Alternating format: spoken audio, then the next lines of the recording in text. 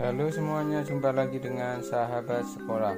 Assalamualaikum warahmatullahi wabarakatuh. Semoga keadaan sahabat semua dalam keadaan sehat dan dalam lindungan Allah Subhanahu wa Ta'ala.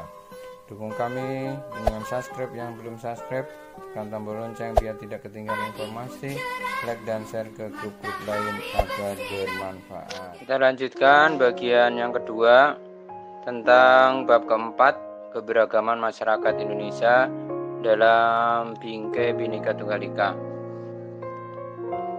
Minggu kemarin kita sudah bahas tentang pengertian Bhinneka Tunggal Ika, kemudian keberagaman masyarakat Indonesia.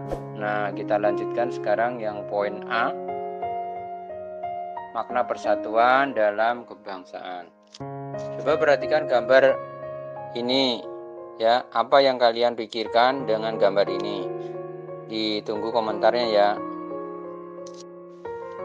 Persatuan berarti perkumpulan dari berbagai komponen yang membentuk menjadi satu. Sedangkan kesatuan merupakan hasil perkumpulan tersebut yang telah menjadi satu dan utuh. Maka kesatuan erat hubungannya dengan keutuhan. Kesatuan berbangsa Indonesia berarti keadaan yang merupakan satu keutuhan sebagai bangsa Indonesia. Sedangkan kesatuan bertanah air merupakan satu keutuhan dalam wilayah yang dihuni seluruh secara turun-temurun oleh bangsa Indonesia. Jadi persatuan dan kesatuan bangsa Indonesia ini telah tumbuh dari masyarakat Indonesia ketika kita masih dijajah atau sebelum merdeka. Ya. Jadi dengan kesatuan dan persatuan inilah kita akan menjadi merdeka. Walaupun kita berbeda-beda, walaupun kita beda suku, beda agama dan sebagainya, kita bersatu, sama-sama kita melawan penjajah dan sama-sama kita mengusir penjajah, berjuang untuk demi terbentuknya negara Indonesia. Maka persatuan dan kesatuan ini harus senantiasa kita jaga sampai kita mengisi kemerdekaan ini. Kalau kita berpecah belah, kemudian kita tidak bersatu, dan kita mudah dijajah oleh Indonesia. Makanya Belanda dulu mengadakan divide et impera, artinya adalah perpecahan yang mengadu domba, sehingga masing-masing daerah ini berjuang sendiri-sendiri. Maka dengan Sumpah Pemuda kemudian kita bersatu membentuk suatu organisasi nasional, maka Indonesia akan bersatu.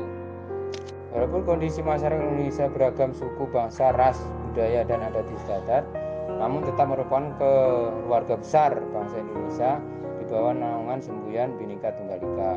Walaupun kita berbeda-beda tetapi satu tujuan, makanya kita harus bersatu.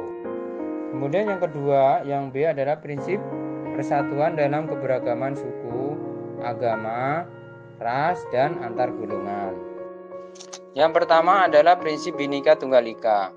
Prinsip ini mengharuskan kita mengakui bahwa bangsa Indonesia merupakan bangsa yang memiliki keanekaragaman suku, bahasa, agama, dan adat istiadat atau kebiasaan.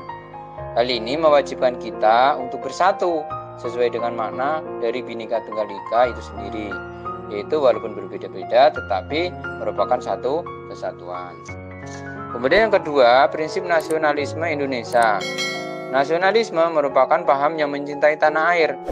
Adanya kesiapsiagaan dari warga negara untuk membela tanah airnya.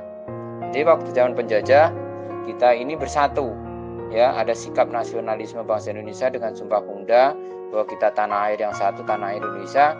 Makanya kita sama-sama, ya, kita bersatu padu untuk mengusir penjajah. Makanya hari ini kita sebagai bangsa Indonesia kita harus bersatu, satu pandangan, ya, kita tidak boleh saling mencela. Tidak boleh saling menghujat, tapi kita harus tetap bersatu. Yang ketiga adalah prinsip kebebasan yang bertanggung jawab.